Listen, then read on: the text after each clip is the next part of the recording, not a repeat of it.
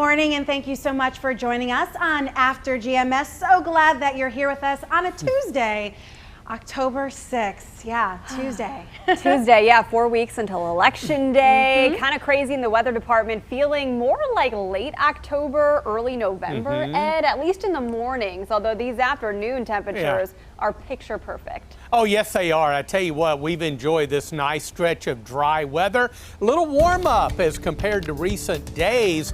We're getting back pretty close to that normal of 73. Actually, a couple of degrees above it today with plenty of sunshine, about 75. Even warmer tomorrow. Wednesday's going to be a banner day as highs approach 80. Mid-70s on Thursday. A dry cold front will move through on Thursday, and that'll start to knock the temperatures down a little bit.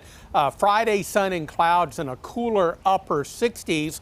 The weekend may potentially be wet. I say that because we've got to watch the future track of Hurricane Delta.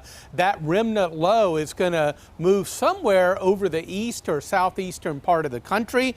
Right now, the models are suggesting through the Ohio Valley, so we'll bring in at least some chance of rain, and we could increase this probability or decrease the chances depending on the future updates on the track.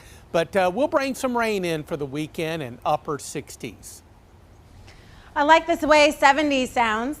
You know, yeah. If we could just keep that going through the rest of the month, but that's not likely, is it? Yeah, we'll be dreaming of these days when we are in the throes of winter weather and it's snowing and icing and all that outside. I reserve all complaints for winter. All right, let's go ahead and get right to our first conversation. Speaking of winter, we are just 51 days until Thanksgiving, 80 days until Christmas. Can you believe it? But who's counting, right? This year has been a whirlwind. I mean, honestly, just a blur. We wanted to know if you started any holiday shopping yet. Are you waiting for Black Friday or maybe Christmas Eve instead? Let us know in the comments while we share some of your responses on our Facebook pages. Here are some on mine. Bobby wrote, I'm usually a big-time procrastinator, but not this year. I'm doing online shopping this year, so I have to start a little early to make sure I receive the gifts on time.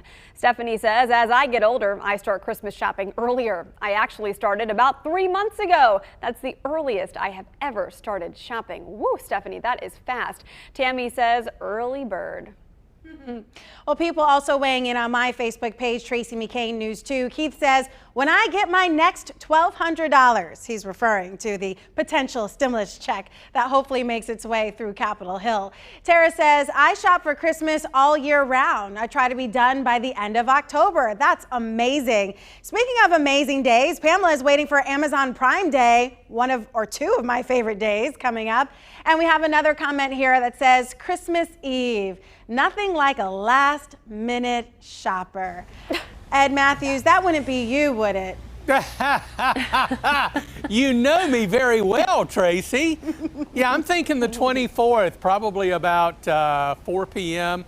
You know, my family, not really big into presents. We do exchange some small gifts, but we kind of, really focus on, the true meaning of Christmas. But I think it's great to give gifts and things like that and let people around you know that you love them. But definitely not starting early, and I'm certainly not doing any Christmas shopping. You know me, Christmas comes after Thanksgiving.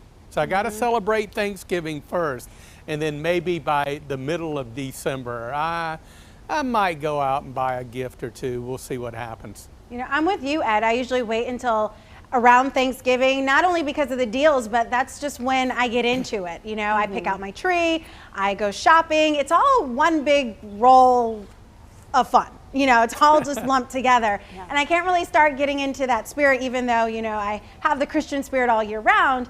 It's the whole shopping spirit I can't get into until after Thanksgiving. So I'm with you, although a lot of people are successful at doing things early. I am not one of those. Yeah. I mean, it's evident here in our comments here on both of our pages that a lot of folks have already started, especially this year. I'll be honest, yesterday on After GMS, when we were talking about bargain shopping during the pandemic, I started a little list on my phone of some gift ideas for various people. But the challenge that I'm coming up with, and I'm sure some of you can relate, if you have a birthday close to Christmas, my son was born a week after Christmas, and this year will be his first Christmas and his first birthday. So I'm trying to figure out, even though I know he won't remember this year, and the celebrations, how to separate the two, how to make each event special, and what to get him for each of those events and milestones. So trying to navigate that is a whole new thing for me. Yeah, well, that'll be your life for the next, how many ever years. Forever. Exactly. So let us know how it works out. Yeah. Simone has a similar situation, December 9th, but it's far enough away that we're able to separate her birthday from Jesus' birthday. So, we're okay with that. But Stacy, what do you think? How is it working on your end? Have you started your shopping yet? Well, first I want to comment on, with it being Christian's birthday right after Christmas, I say double the gifts. There you go. There you go. Hey, it's his first one, so why not? I have not started shopping yet. I have actually started a list on my phone for each family member. As I think of ideas, I just immediately put it in my notes on my phone, but probably won't actually start purchasing anything until November. I thought it was funny how people said that they're still waiting. They're waiting on a second stimulus check if we get that to use that money. And then some people actually said on here that they used their first stimulus check to go ahead and pay for Christmas gifts. And I thought that's a pretty good idea. Yeah. That would have been nice. Yeah, so I grew up in a family with a lot of cousins. I mean, my mom is one of 6, so we had a ton of cousins growing up, and it just got to be too overwhelming at one point getting gifts for every single person. So I would say when I was maybe like 10, we started this tradition where we did a Kris Kringle. We put names in the hat at Thanksgiving, and we each drew out a name. So each cousin was responsible for getting a gift for one other person, other than your siblings, of course. And it was really a lot of fun, and it worked out, and it was cheaper and just made the whole experience a lot less stressful. Yeah, that's a great tradition. So Stacey, I know you're looking at the comments. Are people already in the throes of shopping? Are they waiting for Amazon Prime Day, which I already have a list for that, but ironically, it's not for Christmas. It's just for things I need around the house. So, go figure. But what's your take here on our live feed? Well, Kimberly said she started shopping back in September, and then I really thought that this was funny. If I can find it, of course. There we go. Okay, Betty, kudos to you. She says, started after Christmas last year and did some wrapping of gifts last week. Wow. What? That's crazy. Whoa, that's but hey, I'm so proud of you, Betty. You do you. I mean, you're not going to be a procrastinator at all. You're going to be ahead of the game. So, you go do your thing. But Sabrina said, I absolutely am not holiday shopping yet, and did the emoji. And a lot of people, let's see, have weighed in. Yeah, Nadine was one of the ones that said, I sure have got that stimulus check and started the Christmas shopping. But Dana says, I'm definitely a procrastinator. Gift cards and gifts from Amazon Prime for everyone. Yeah, I mean, if I could stop thinking about like my needs like right now and think of like family needs down the road, it would be a lot easier, and my kids, like, I'll be like, oh, I'm going to get them that for Christmas. And then, there's a reason why he needs it now. And so it just kind of becomes this perpetuating fail in my life as a mom, where I just don't plan far enough ahead. But we did go pumpkin picking, and that's right on time. So I'm pretty excited about that. There you go. There we go. One win for mom. Oh, you are always winning in the mom department.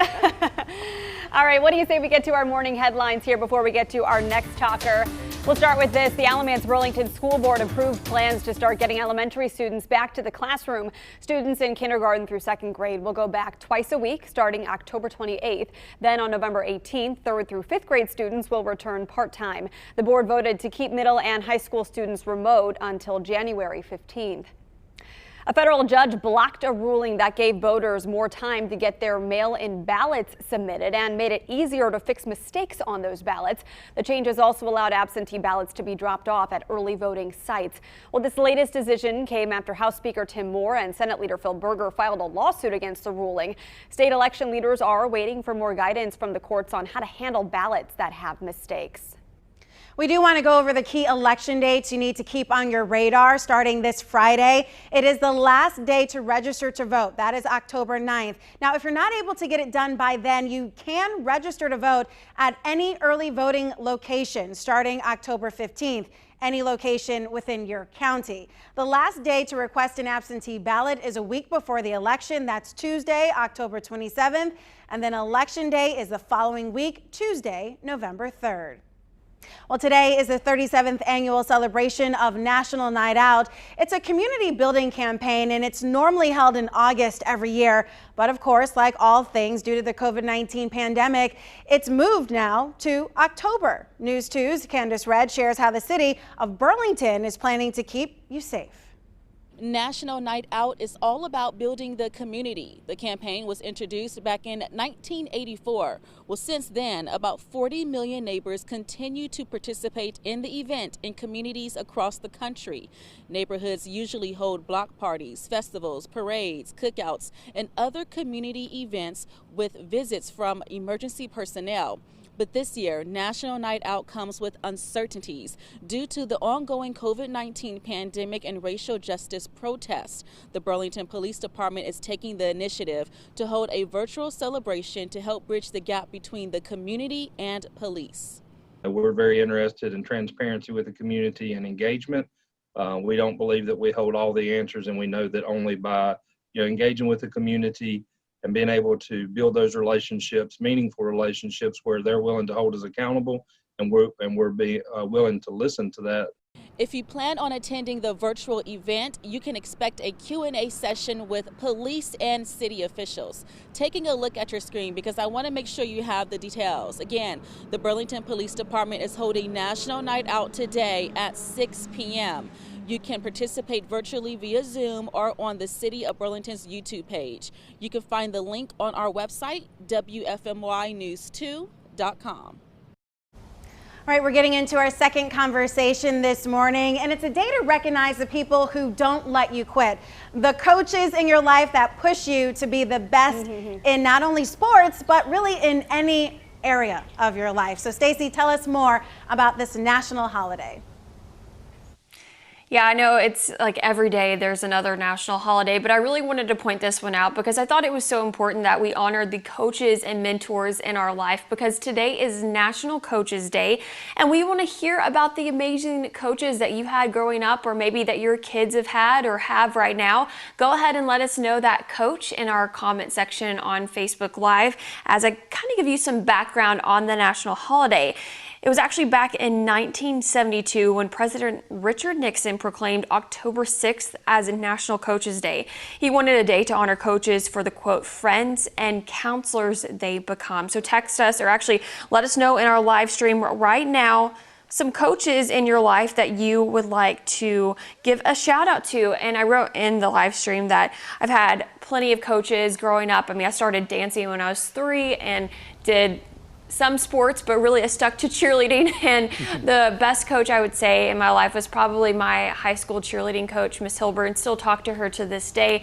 She had so much to do with, the person that I am now. She's one that pushed me to, have more confidence in myself. And actually, after college, I was kind of deciding whether I wanted to go into a career of broadcast journalism or if I wanted to follow my mom and my grandmother's footsteps into a teaching career. She really sat me down. She was like, look, I just know that this is going to be the route for you, that this is what you're meant to do and meant to be.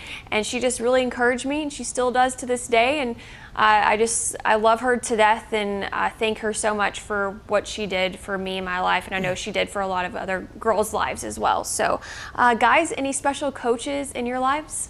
I will go back to 3rd grade. Coach Mac Brown at the Parks and Recs department really got me excited about volleyball. At first, it was something my parents dropped me off for, and I was waiting an hour until they got back. But, you know, I was into dance and I was into, you know, things that didn't involve jogging. And so, you know, Coach Brown, or Coach Mack as we called him, you know, said, hey, here's a sport. You don't have to do a lot of running, maybe some conditioning in the beginning, but, you know, once you're in your spot, really just protect your spot and help your teammates, and you don't really have to run a lot. And that really like hit a light bulb for me, and I became like the best. Well, not the best, but the best in my eyes that I could be. And, you know, ended up going to college on a full scholarship for it. And it really paved the way to meet a lot of great teammates and a lot of great coaches along the way. Great coaches that didn't even coach me, but I admired from afar. So yeah, I mean, it starts in that 3rd grade. I never liked to run, and that was a perfect sport for me. Oh man. True story.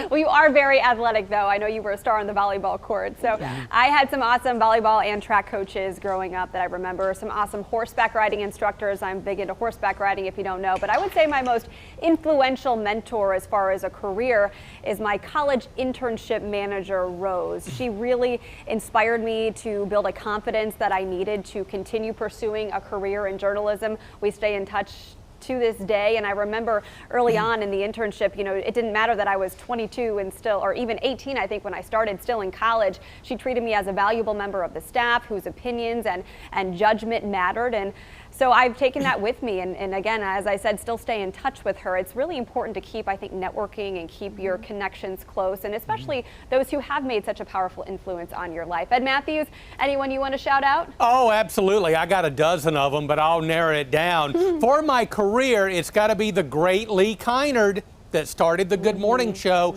He kind of took me under his wing about 32 years ago and really taught me to put the viewer first. The viewer is the most important thing, and that's what I hopefully have done throughout the years. But I got to give a nod to my wonderful parents, my mom and dad. My dad never had an opportunity to go to college, but by far he was the smartest and brightest man I have ever met. But both my parents, great Christians, and just really, really taught me integrity and character. And they helped to mold me into the person that I am today. Yeah, those are great memories that you share, not only of Lee Kynard, but of your parents. I think all of our parents in some way have shaped us, you know, for better or worse. You know, there's some habits that I wish I didn't have because of them. But, you know, in the end, you just really thank the people who pushed you and you know, put you on that path for success. So, you know, Lee Kynard, definitely instrumental. I'll have to thank Sandra Hughes for kind of giving me that same amount of guidance here at News 2 and others along the way. So yeah, it's been a great mentor coach day. How about that? Absolutely. We're hearing from some of you here, sharing your memories and your inspiring quotes from your mentors. Nadine shouted out Janet Easton. She said, never let weeds grow around your dreams. That's amazing. Carol shouted out her teacher at Eastern Randolph High School. She said he sadly passed away, but Mr. Stewart had such a wonderful influence on her life. And then Jason shouted out his football coach who was there on his toughest day and has stayed close, and they now hang out often. He's now Coach Southern. Awesome memories. That is pretty neat. All right, well, thank you guys for sharing those stories with us, and, you know, just a moment to say thank you, you know, to all those who really contributed to our lives in some way or another. Contributing to the sunshine today, Ed Matthews, we will give you some of the credit. Hey, thank you so much, although I don't think I'm very deserving, but anyway, I'll take it.